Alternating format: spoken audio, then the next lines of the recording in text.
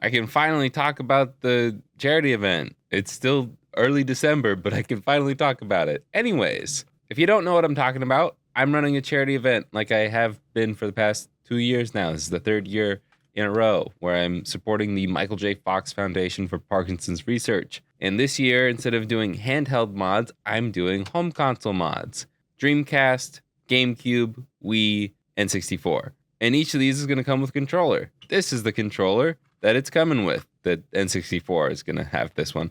Anyways, it's a bit yellow, but yeah, okay, it's kind of bad.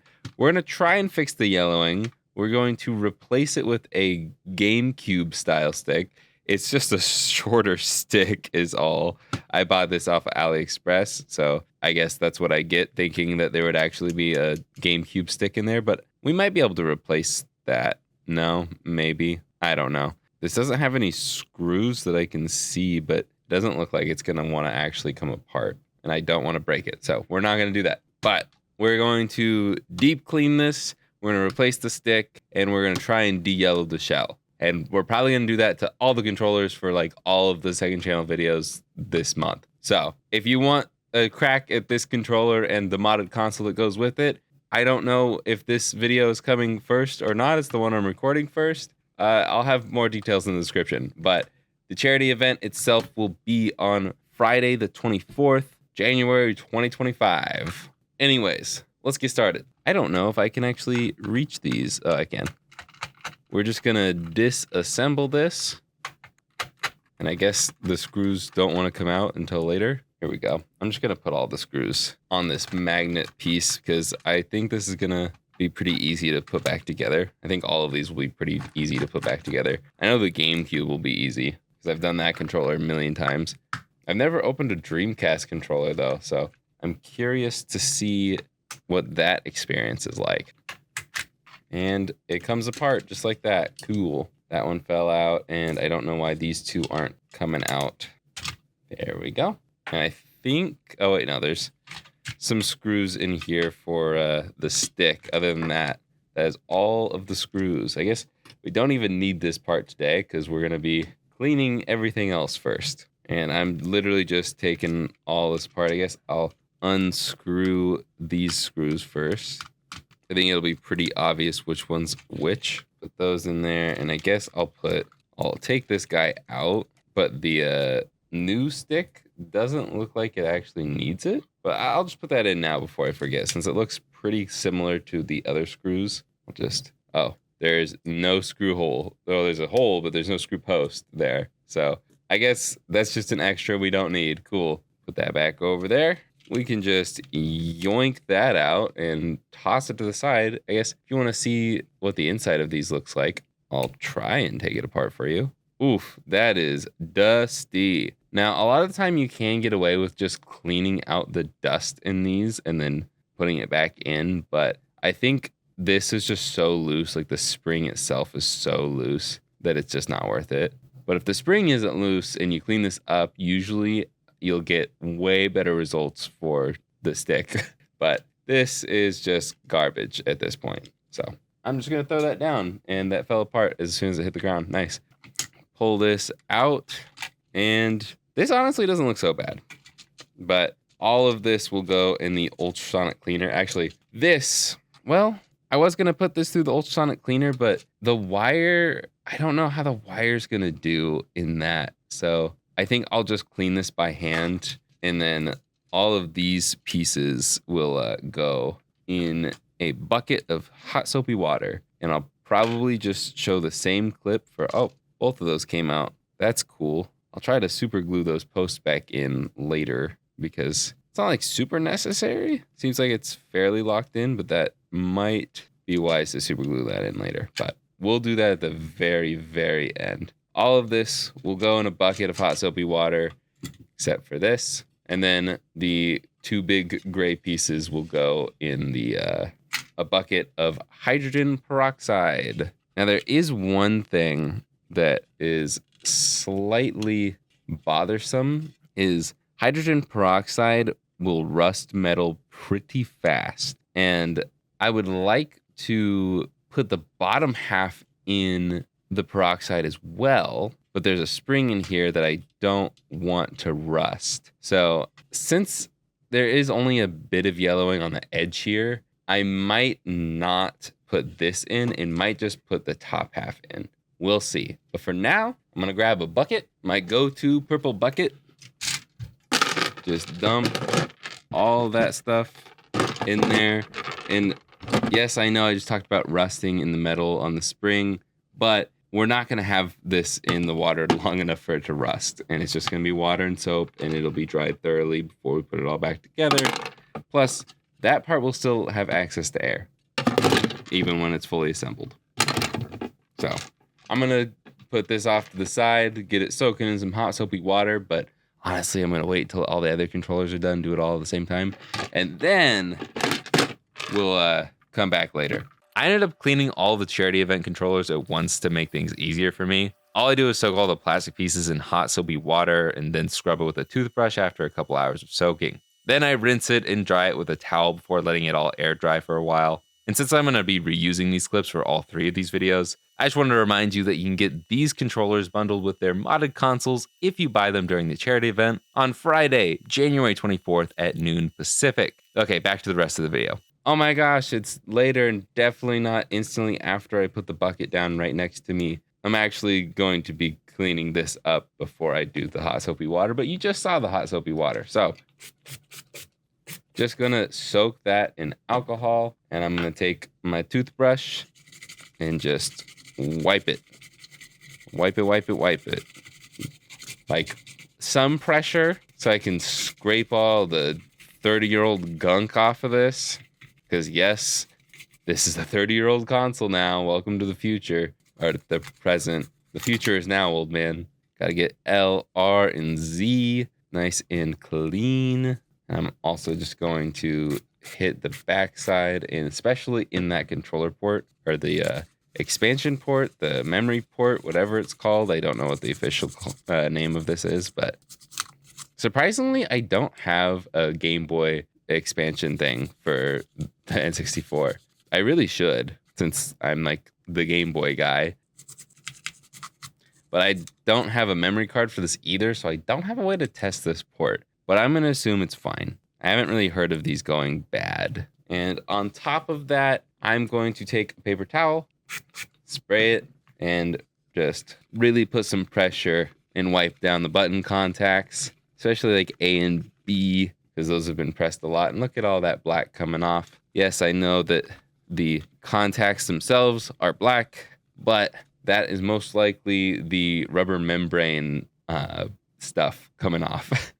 I don't know what it's called, but yeah, it's good that this is coming off. It just means that the buttons are gonna press even better. I guess I can get start to there. And that's pretty much as clean as it'll get. But I'm also going to take the rubber band off of this, and I'm going to spray down this because it's probably pretty nasty too. Some boogery fingered kids have gotten their goobery hands all over it, and we're just going to clean up around there.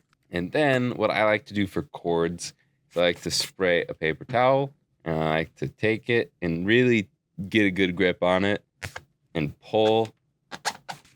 And ew, look at that. That's disgusting. And we'll do it again the reverse way. And honestly, already it feels so much cleaner doing the second pull.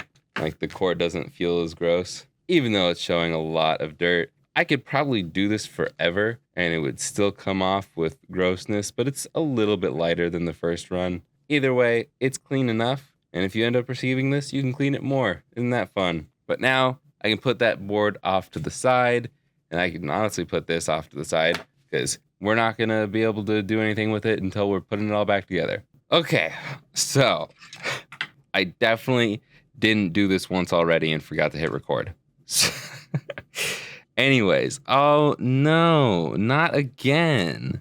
Okay, well, honestly, I don't think it's a big deal that this came out again. But to recap, I did super glue these posts back into place. And I guess I can do that again since they're locked in here. This might be easier. But like I said, I don't think it's going to end up mattering at all. Other than that, I decided against trying to retro bright this because I think it looks a lot better now that it's washed. It's still a little dingy looking, but it's fine. We can put our start button in there. And since all the C-pad buttons look pretty much identical, it can be a little confusing to know which one goes in which.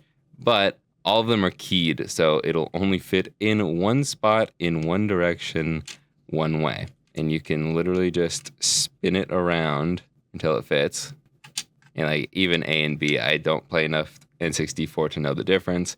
Even the D-pad is keyed, but that one's pretty easy to figure out. The Z button goes on the back. L and R will save for last. So we'll put in these last two C buttons. That one goes up top. No, it does not. That one goes on bottom. And then this one goes up top. But before we put any membranes down, I'm going to spray this paper towel.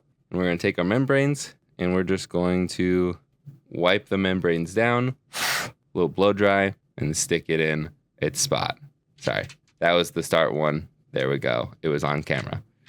We've got our L or R one. I don't know which one's which. I just know, like the buttons, these only fit in to one side. So we go to the motherboard for these, and the gray one seems to be the one for left. And then the R one is this orange one. And those will stay pretty much locked in as long as you don't knock it. Then let's do the D-pad membrane, clean these up real quick. Because I was having trouble when I definitely didn't already put this back together with the D-pad and the stick, but I know why it wasn't working. Either way, it's nice to clean these up a little bit because they get worn down over time. And we want to start by putting it on this larger post and then putting it on the smaller post. And then, like I said, these posts broke off, but I put them back into place and then they broke off again. But we're just gonna leave them in their spots and clean up all 6 of these pads because we want our C pad and A and B buttons to press well as well. And now that those are clean, before we put that on, I am going to dab a little bit of super glue over here and over here. That was a lot of super glue. And then gets bigger as it goes down. Oh, and that fell out. So we can put that down like that. Stick the posts through. I think that will be good enough. Put the cap on for my super glue. And then I will drop this into place. And then I'm gonna put the wire into its place so it kind of locks in a little bit. Does it go like that? Oh, the membrane just came out. Or is it like that? There it is. Okay. Now that wire is locked in. We can slot L and R into their spots. We got to put the membrane back on for R. We can slot that in, and we can put our new stick back in as well. We'll screw it down. And I don't know if I said this last time. I already threw the screw away. But there was a screw that normally goes in to this spot here. And because of the new style stick, there's no need for a screw there. So we don't have to worry about that. One thing that I do need to worry about is you may be able to tell the wires here got a little pinched, and I believe that's why I was having trouble with the inputs. So I don't know how to route it. I think I just had it like this. That's really zoomed in. But I'll worry about that in a second. For now, I'm going to do the last bit of cleanup on the Z button membrane. A little spray, a little wipe.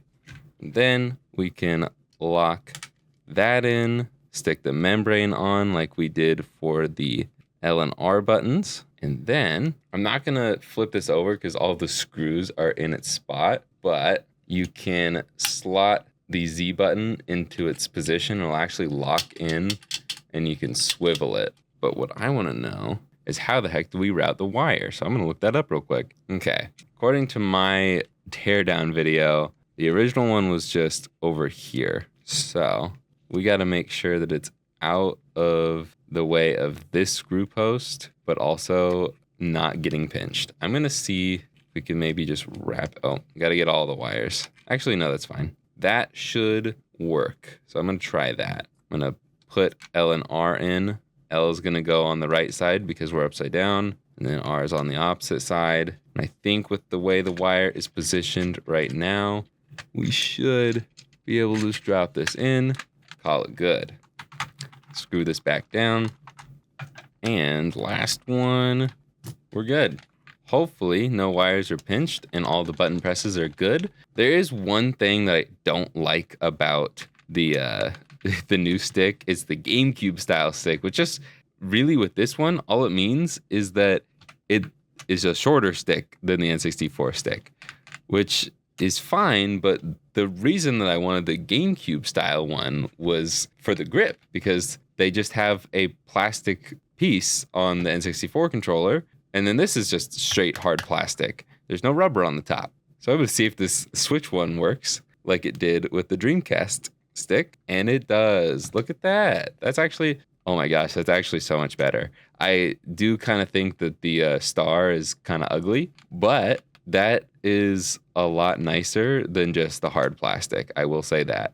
And since I've had this in like a drawer for probably years now, I will include this in this one along with the Dreamcast will have the red one that matches this on its controller. Cool? Cool. All right, now let's go over to the N64 where we can test the controller and hopefully end this video. I have never used this before, and this looks kind of funny. I like how the 2012 is not centered whatsoever in the circle, or at least it's an oval, but the oval is not really centered, or nothing's really centered, and press start is cut off. But I found this online because the controller tester, the gamepad tester that I used for the computer was doing this weird thing where it had some of the axes all the way up. And I thought that was showing that the controller itself was not working properly. Well, it wasn't, but even when I have a good controller plugged in testing it, it still shows that. I guess it's just a weird quirk with the N64 controller, or at least with the Hyperkin USB adapter I have. So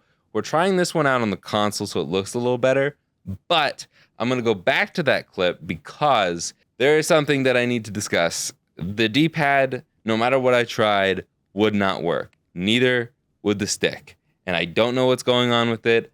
I tried reflowing all the solder on all of the controller board. Nothing worked. I'm out of ideas. All the capacitors I tested, they all seem good. So I don't know what's going on with the controller.